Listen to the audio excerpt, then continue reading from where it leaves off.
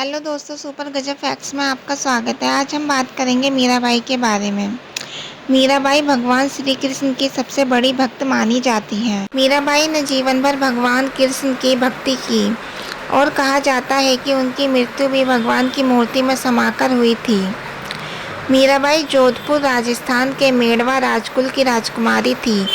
मीराबाई मेड़ता महाराज के छोटे भाई रतन सिंह की पुत्री थी।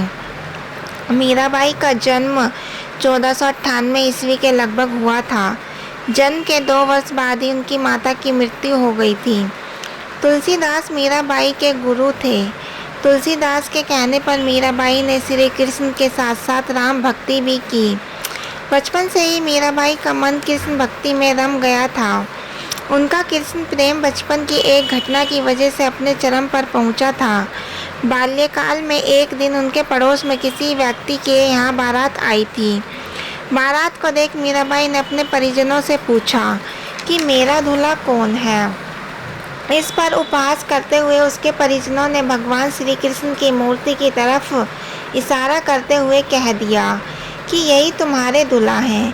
बस यही बात मीराबाई के बालमन में समा गई और तभी से वे कृष्ण को अपना पति समझने लगी। मीराबाई का विवाह उनकी इच्छा के विरुद्ध मेवाड़ के राजकुमार भोजराज के साथ कर दिया गया। विवाह के कुछ साल बाद ही मीराबाई के पति की मृत्यु हो गई। पति की मृत्यु के बाद मीरा को भी भोजराज के साथ सती करने का प्रयास किया गया, लेकिन वह इसके लिए तैयार नहीं हुई। पति की मृत्यु के बाद मीरा की भक्ति दिनों दिन बढ़ती चली गई। मीरा मंदिरों में जाकर घंटों नाचती रहती थी। मीराबाई की कृष्ण भक्ति उनके पति के परिवार को अच्छी नहीं लगती थी। उनके परिजनों ने कई बार उन्हें विष देकर मारने की भी कोशिश की, लेकिन श्री कृष्ण की कृपा से मीराबाई को कुछ नहीं हुआ। इस सब के बाद मीरा वृंदावन और उसके बाद द्वारिका चली गई।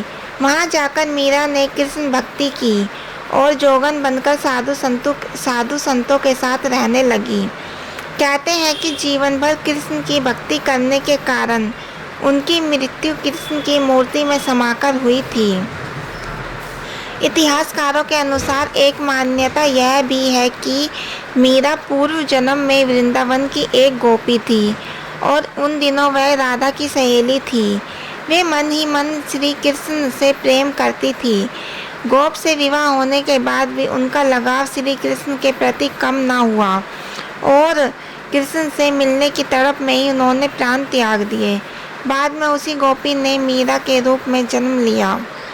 दोस्तों, प्लीज़ हमारे चैनल को सब्सक्राइब करें।